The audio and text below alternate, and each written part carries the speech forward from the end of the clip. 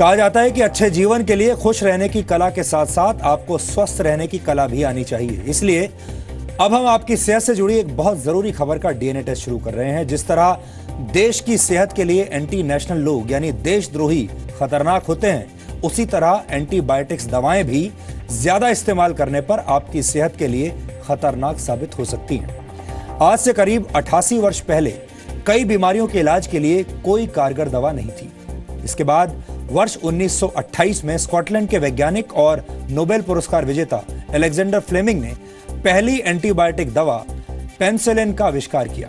Antibiotic दवा bacterial infections यानी जीवाणुओं के संक्रमण से निपटने में जादू की छड़ी की तरह काम करने लगी। वक्त गुजरने के साथ साथ एंटीबायोटिक दवाओं की कई किस्में प्रचलन में आ गई, लेकिन अब परेशानी की बात यह है कि वक्त गुजरने के साथ एंटीबायोटिक दवा खा खाकर शरीर के हानिकारक बैक्टीरिया इतने ताकतवर हो गए हैं कि उन पर कई एंटीबायोटिक दवाओं का असर होना ही बंद हो गया है।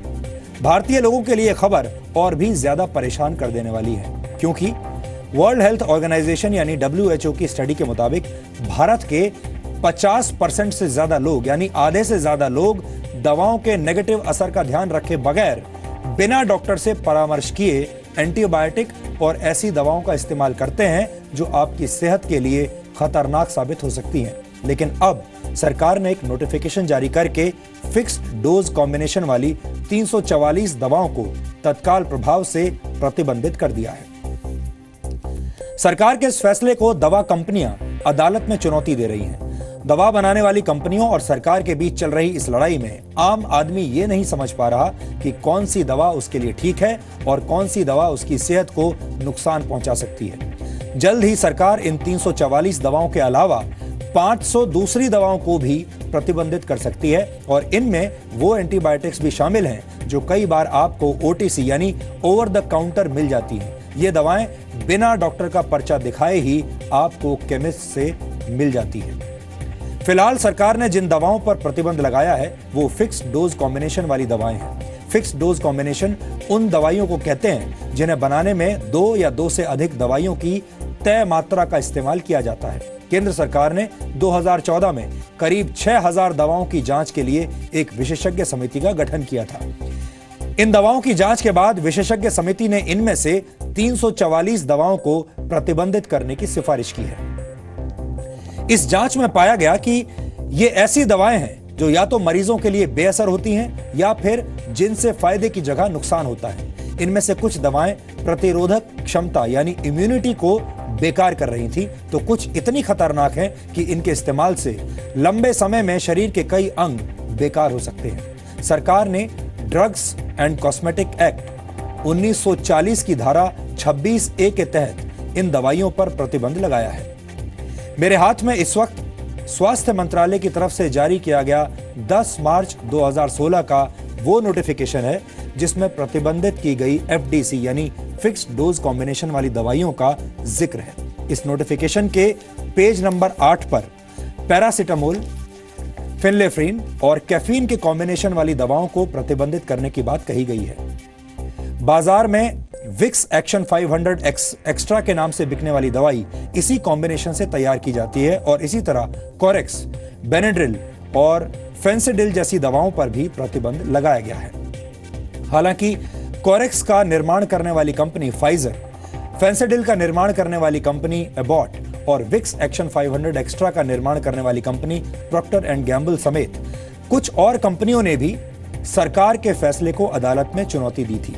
अदालत ने सरकार के फैसले पर स्टे ऑर्डर देते हुए इन कंपनियों को फिलहाल अंतरिम राहत दे दी है। सरकार के इस फैसले पर कंपनियों का तर्क यह है कि प्रतिबंधित की गई कई दवाइयां पिछले करीब 30 वर्षों से भारतीय बाजार में बिक रही हैं और इनसे किसी को कोई नुकसान अभी तक नहीं पहुंचा है। कुल मिलाकर स्थिति यह है कि सरकार के फैसले से आपको लॉन्ग टर्म में फायदा होगा, हालांकि इससे दवा कंपनियों की आर्थिक सेहत बिगड़ सकती है, यानी आर्थिक रूप से उन्हें नुकसान उठाना पड़ सकता है। दवाओं के बाजार को सरकार के इस फैसले से एक वर्ष में करीब 10,000 करोड़ रुपए का नुकसान हो सकता है। भारत में दवाओं का बाजार इस वक्त 1 लाख करोड़ रुपए के आसपास का है। एंटीबायोटिक 2 ग्रीक शब्दों एंटी और बायोस से मिलकर बना है।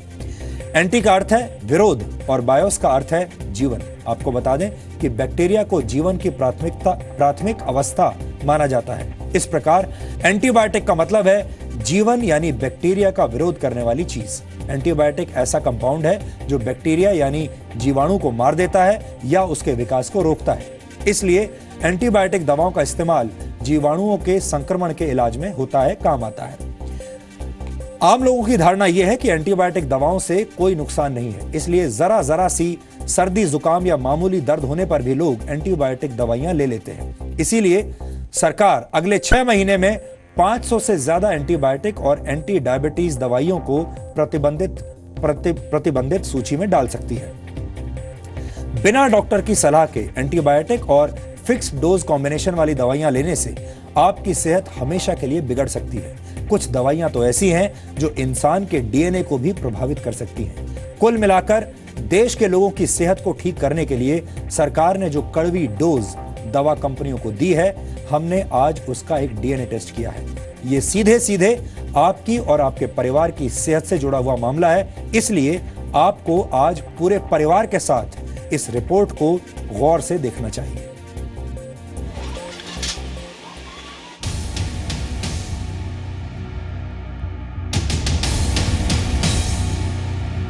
खांसी, जुकाम और गला खराब जैसी साधारण बीमारियों में रामबाण मानी जाने वाली एंटीबायोटिक दवाएं भी अब बेअसर हो रही हैं। कभी भी कोई बुखार, खांसी, गले में दर्द होता है तो ज़्यादातर डॉक्टर एंटीबायोटिक ही प्रिस्क्राइब करते हैं। उसके अलावा उनके पास भी कोई चारा नहीं होता और हमें भी खानी पड़ती है।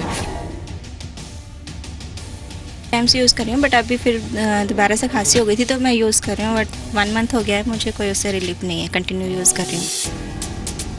सरकार बाजार में ओवर द काउंटर मिल जाने वाली दवाओं पर लगाम लगाना चाहती है। सरकार ने इसकी शुरुआत फिक्स डोज कॉम्बिनेशन वाली 344 दवाओं के साथ की है। इन दवाओं को एक नोटिफिकेशन के जरिए फौरन प्रतिबंधित दवाओं की सूची में डाल दिया गया है, जिसके बाद बाजार में बिकने वाली Vicks Action 500 extra, Corex, Benadryl और फेंसिड्रिल जैसी दवाओं पर रोक लग गई है। हालांकि कोरेक्स का निर्माण करने वाली कंपनी फाइजर, फेंसिडिल का निर्माण करने वाली कंपनी अबॉट और विक्स एक्शन 500 एक्स्ट्रा का निर्माण करने वाली कंपनी P&G के अलावा और दवा कंपनियों ने दिल्ली हाईकोर्ट से स्टे ऑर्डर हासिल कर लिया है। दवा निर्माता कंपनियों का तर्क है कि इनमें से कई दवाएं 30 वर्षों से भी ज्यादा वक्त से भारत में बिक रही हैं और इन दवाओं से कभी किसी को नुकसान नहीं पहुंचा है। लेकिन फिक्स डोज कॉम्बिनेशन वाली ज्यादातर दवाएं अमेरिका और ब्रिटेन के बाजारों में प्रतिबंधित है और यही तर्क दवा निर्माता कंपनियों को बेचैन कर रहा है। ये कॉम्बिनेशंस हैं जिसमें से कई दवाइयों की आपको ज़रूरत नहीं है, आप वो कॉम्बिनेशन में खा रहे हैं। नंबर 2, आपको उसकी रेलेवेंस नहीं मालूम कि वो कॉम्बिनेशन जो आप ले रहे हैं उसकी इफ़ेक्टिविटी, अगर आप सेपरेटली वो मॉलिक्यूल ले रहे हैं और एक साथ वो कॉम्बिनेशन में ले रहे हैं तो वो कितनी इफ़ेक्टिव होगी। सरकार अब और 500 दवाइयों को प्रतिबंधित करने की तरफ बढ़ रही है, क्योंकि सरकार का मानना है कि ज्यादा एंटीबायोटिक्स के इस्तेमाल से दवाएं बेअसर साबित होने लगी हैं। ये सब बड़ा कॉम्प्लिकेटेड सी सिचुएशन हो जाती है कि और वो आप ओवर द काउंटर हैं, आप छोटी जगह पे हैं, केमिस्ट से आपने सीधा डायरेक्ट दवाई ले ली, वो आपको एक गोली दे देगा, आपको हो सकता है टेम्परेरी बहुत फ़ायदा महसूस हो, बट उसके जो परिणाम हैं, जो साइड इफ़ेक्ट्स हैं, उसको वो नहीं समझ सकते। इसीलिए बार बार ये कहा जाता है कि कोई भी आप दवा लेते हैं वो आप एक डॉक्टर के प्रिस्क्रिप्शन पे लें। गंगाराम अस्पताल में नवंबर 2014 से दिसंबर 2015 के बीच आईसीयू में भर्ती 234 मरीजों पर रिसर्च किया गया। नतीजों के मुताबिक 70% मरीजों पर एंटीबायोटिक दवाओं ने असर नहीं किया, यानी गंभीर हालत में अस्पताल पहुंच रहे मरीजों की जान पर खतरा बढ़ रहा है, क्योंकि एंटीबायोटिक दवाएं अपना असर खो रही हैं। उसमें ऐसे बैक्टीरिया ग्रो कर रहे हैं जिसमें 4th और लेटेस्ट जनरेशन एंटीबायोटिक से भी रेजिस्टेंस है, विच इज़ वेरी वरिंग, बहुत ही ज़्यादा वरिंग है और ये रिपीटेडली हो रहा है। ऑलमोस्ट 2/3, 2/3 पेशेंट में हो रहा है।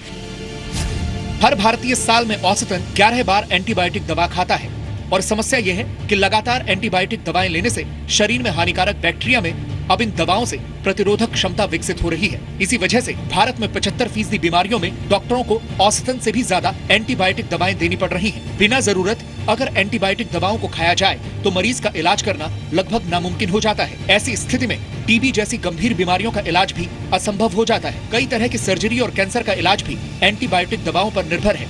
और तो और साधारण खांसी और बुखार जैसे मर्ज पर भी लाइलाज होने का खतरा बना हुआ है। ज्ञान ही नहीं है कि कितनी रेजिस्टेंस हो रही है। जब तक एक प्रोटोकॉल क्लासिकली हर जगह ऐसे फॉलो ना हो जिसमें कि रिसोर्सेज चाहिए। मरीजों को बेमतलब एंटीबायोटिक दवा देने की वजह से ये दवाएं अपना असर खो देती हैं। रिसर्च के मुताबिक 90% डॉक्टर मरीज को दवा देने के 3 दिन बाद शरीर पर उस दवा के प्रभाव की जांच नहीं करते, जबकि नियम के मुताबिक डॉक्टर को ऐसा करना चाहिए।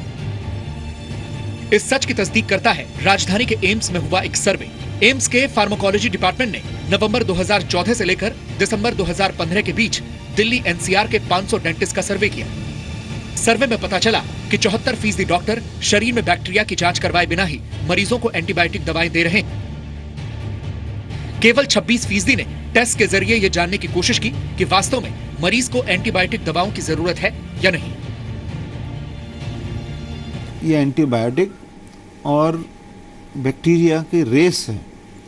जब पेनिसिलिन डिस्कवर हुई तो हमारे पास सारी दुनिया में तहलका मच गया और सारी बीमारियों का इलाज ऐसा लगा कि साध्य हो गया। फिर स्ट्रेप्टोमाइसिन आए, फिर बड़ी बड़ी बीमारियों के लिए बहुत सारे एंटीबायोटिक्स आए और सब धीरे धीरे रेजिस्टेंट होते गए। तो बैक्टीरिया रेजिस्टेंट पैदा हो रहा है और एंटीबायोटिक अब हम उतने बना नहीं पा रहे। बेमतलब एंटीबायोटिक दवा लेने से रोकने के लिए केंद्र सरकार ने वर्ष 2011 में एंटीबायोटिक पॉलिसी बनाई थी, जिसके जरिए कुछ निश्चित दवाओं को बिना डॉक्टर की पर्ची के बेचने पर रोक लगाई गई है। हर केमिस्ट के लिए एंटीबायोटिक दवाओं का रिकॉर्ड रखना जरूरी किया गया है, जिससे ये पता चल सके कि किस अस्पताल में किस मरीज को कितनी बार एंटीबायोटिक दवाएं दी गई हैं। लेकिन सच ये है कि इन कोशिशों के बाद भी एंटीबायोटिक दवाओं का असर बढ़ रहा है। ज़्यादा प्रिस्क्राइब तो हो ही रही है। एक जीपी जनरल फिजिशियन भी और एक सुपर स्पेशलिस्ट सब लिखते हैं। कुछ डॉक्टर्स हैं जिनके असूल हैं, वो 3 दिन तक वेट करते हैं। एंटीबायोटिक दवाओं के बेअसर होने के पीछे सबसे बड़ी वजह इन दवाओं का बेमतलब इस्तेमाल है। ऐसे में मरीजों को भी जागरूक होना होगा और दवा लेने से पहले डॉक्टर से एक बार तो जरूर पूछना होगा कि एंटीबायोटिक दवा खाना जरूरी भी है या नहीं। पूजा मक्कड़ के साथ अमित प्रकाश, जी मीडिया, दिल्ली। पूरी दुनिया में कई एंटीबायोटिक्स ऐसी हैं जो अब बेअसर हो चुकी हैं। इसकी बड़ी वजह है एंटीबायोटिक्स का बढ़ता इस्तेमाल। वर्ष 2000 से 2010 के दौरान दुनिया में एंटीबायोटिक दवाओं के इस्तेमाल में 30% का इजाफा हुआ और वर्ष 2010 में सबसे ज्यादा एंटीबायोटिक दवाएं खाने के मामले में भारत दुनिया भर में नंबर 1 पर रहा। हमारे देश के लोगों में बात बात पर एंटीबायोटिक दवाएं खाने की आदत चीन और अमेरिका से भी ज्यादा है। भारत में वर्ष 2010 में टीबी के 4,40,000 नए मामले सामने आए, जिन पर एंटीबायोटिक का कोई प्रभाव नहीं देखा गया, यानी जिन पर एंटीबायोटिक दवाएं बेअसर साबित हुई। इसमें से लगभग 1,50,000 लोगों की मौत हो गई थी। विश्व स्वास्थ्य संगठन की रिपोर्ट के मुताबिक एंटीबायोटिक दवाओं के बेअसर होने की वजह से दुनिया में हर साल 7 लाख लोग मारे जाते हैं और अगर ऐसे ही चलता रहा तो वर्ष 2050 तक ये संख्या बढ़कर 1 करोड़ प्रति वर्ष हो जाएगी।